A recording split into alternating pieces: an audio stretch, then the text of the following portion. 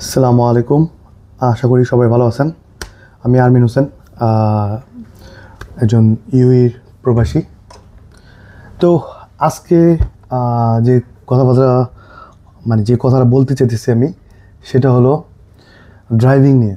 ঠিক আছে, ড্রাইভিং নিয়ে এর জন্য যে আমাদের বাংলাদেশ থেকে অনেক মানুষ যারা দুবাইতে আসে উইদাউট স্কেল, কোনো কিছু কাজ জানে না, আর তারা এই জায়গায় আসা ক্লিনারে, বেশিরভাগই ক্লিনারে, আর যদি আত্মীয় স্বজন থাকে কোনো দোকানে কাজ করে তারা দোকানের ভিসা নিয়ে আসে, সেলসম্যানে কাজ করে।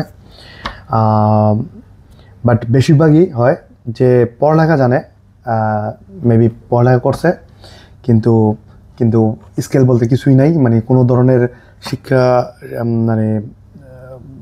যোগ্যতা যেটুকু আছে তার থেকে আর কোনো বেশি কিছু নাই, কোনো হাতের কাজ জানা নাই।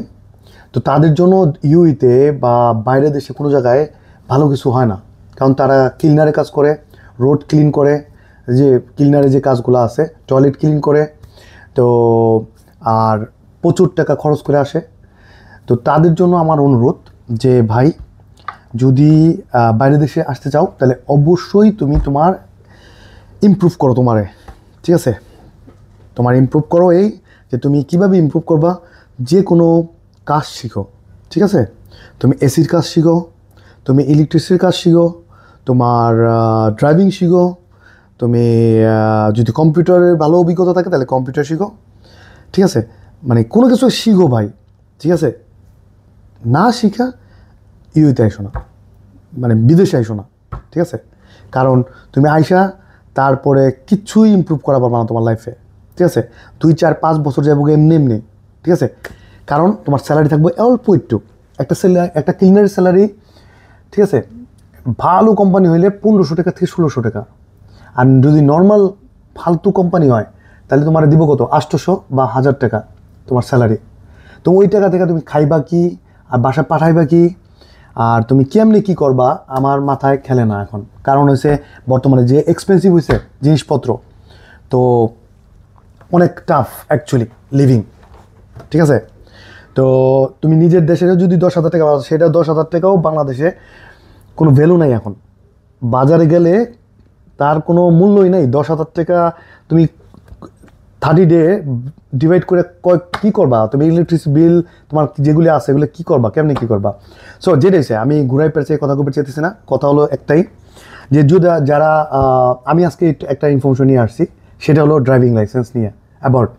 সো ড্রাইভিং লাইসেন্স যারা বাংলাদেশে করোনায় চিন্তার ভিতরে নাই, খালি বাজে বিদেশ যেতেছি, তাদের জন্য বলা যে ভাই ড্রাইভিং লাইসেন্স করো। যদি ড্রাইভিং লাইসেন্স করো তাহলে তোমার জন্য কী বেনিফিট। ওকে, ড্রাইভিং লাইসেন্স যদি তোমার থাকে 2-4-5 বছরের, 5 বছরের মিনিমাম, তাহলে তুমি এই দুবাইতে ইউএইতে যে ফ্যাসিলিটি পাবা সেটা আমি বলবো আজকে এটা নিয়ে কথা। সেটা কি, যে তুমি যদি তোমার কাছে ম্যানুয়াল থাকে, ভেরি গুড, ভেরি গুড। আর যদি অটো থাকে, মিডিয়াম গুড। ওকে, কারণ ওই যে এই জায়গায় তারা এটারে ডিফারেন্স করছে, কারণ ম্যানুয়াল ড্রাইভার অ্যাকচুয়ালি গুড, সে সব কিছু গাড়ি চালাতে পারে। ওকে, সো তার জন্য ম্যানুয়াল ড্রাইভার যারা হলো ড্রাইভিং করবো তাদের জন্য প্রাইস একটু হাই, কারণ হলো তুমি অনেকগুলি গাড়ি চালাতে পারবা এই জায়গায়। বাংলাদেশের মতো না যে লাইসেন্স থাকলে যে কোনো গাড়ি চালাইলা, এই জায়গায় এরকম না। তো তোমার ধরো যে এই জায়গায় তোমার যদি ম্যানুয়াল ড্রাইভার লাইসেন্স নিতে চাও, আর যদি তোমার 5 বছরের ড্রাইভিং লাইসেন্স থাকে, ঠিক আছে, তাহলে তোমার বাংলাদেশের প্রায় 2,70,000 টাকার মতন হয়ে যাবো তোমার এই জায়গায় লাইসেন্স। ঠিক আছে, তারপর ইত্যাদি আরও কিছু খরচ আছে, বাট যত তুমি চাপাই করা পারো তোমার লেগে ভালো।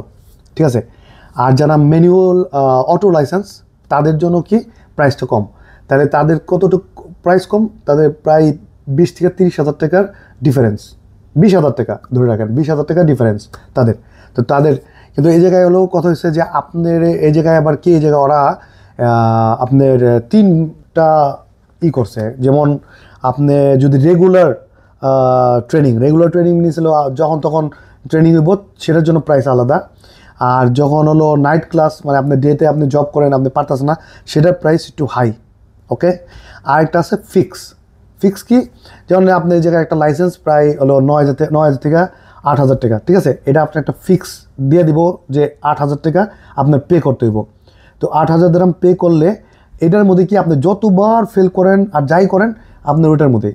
আর হলো রেগুলার কি, যে আপনি অল্প কিছু টাকা দিবেন, ঠিক আছে, প্রায় 2-3 হাজার টাকা দিবেন, ওর মধ্যেই আপনার কী হইব যে প্রত্যেকবার যতবার ফেল করবেন তাহলে আবার মানে ক্লাস হওয়ার পরে এগুলো ক্লাসের জন্য টাকা নিব, তারপরে আপনার প্রত্যেক ইয়ের জন্য আপনার যখন পরীক্ষা নিবে, টেস্ট নিবে, তো ফাইনাল টেস্টে যা যদি যতবার ফেল করবেন ততবার আপনার টাকা পে করতে হইব, ঠিক আছে? তো আপনার আবার ক্লাস দিব ইত্যাদি করে আপনার বললাম আরও টাকা বেশি বাড়ার হইতে পারে বেশি। অনেক লাকি কম মানুষ আছে যারা ফেল করে না, ঠিক আছে, এক চান্সে পাস করে। তো যারা যদি এক চান্সে পাস করে তাদের প্রাইস 5,000 টাকা 6,000 টাকার মধ্যেই লাইসেন্স হয়ে যাব, ঠিক আছে? এখন আমার কথা হচ্ছে যারা ইউইতে আছেন বা বাইরে আছেন, বাংলাদেশে আছেন, যারা আপনারা আসতে চাইতেছেন, আইসা কি করবেন, তো আইসা যে কোনো কোম্পানিতে আপনারা কাজ করেন না করেন কিন্তু একটা টার্গেট রাখবেন স্যালারি, ঠিক আছে, একটা সাইট করবেন, কইরা এই 2-1 বছরের মধ্যে অবশ্যই লাইসেন্স নিয়ে নেবেন। তো প্রাইস তখন আপ ডাউন হইব, কারণ আমি যখন যে টাইমে নিয়েছি সেই টাইমে অনেক কম আসলো, আজকে প্রাইস অনেক হাই, ঠিক আছে? তো প্রাইস তো হাই উপর নিচে হইব, ঠিক আছে? আমার এটা খালি জাস্ট কথা বলা যে ভাই, যে আমি আজকে অ্যাকচুয়ালি আমি দেখাই আপনাদের। সো এই জায়গায় সব প্রাইস দেওয়া আছে যে আপনারা কিভাবে কোন ক্লাস করবেন, 20 আওয়ার্স, ঠিক আছে, 15 আওয়ার্স, ঠিক আছে, 10 আওয়ার্স। সো এগুলা সব অভিজ্ঞতার উপরে। আপনি 10 বছরের 5 বছরের যাদের লাইসেন্স আছে, যেমন 5 বছরের যাদের লাইসেন্স আছে, যারা 2 থেকে 4-5 বছরের লাইসেন্স আছে, আর যারা একবারে টোটালি লাইসেন্স ছাড়া তাদের জন্য এটা, ঠিক আছে? তো এটা আমি অ্যাকচুয়ালি তাদের পারমিশন নাই, আমি অ্যাকচুয়ালি তাদের কাছে একটা কোটেশন নিছি যে এখন বর্তমানে কী অবস্থা পরিস্থিতি মানে রেট।